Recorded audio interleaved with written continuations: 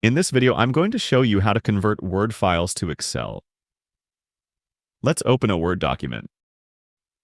Suppose you need to convert this file to an Excel datasheet. To do this, in the title bar, click on File. In the left side menu, click on Save As.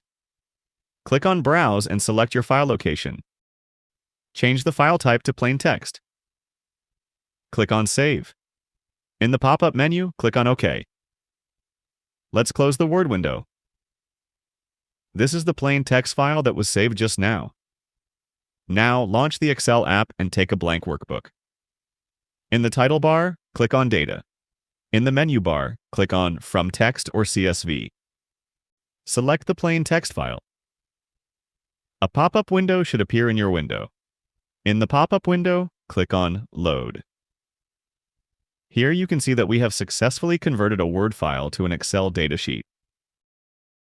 Feel free to reach out if you encounter any issues during the process.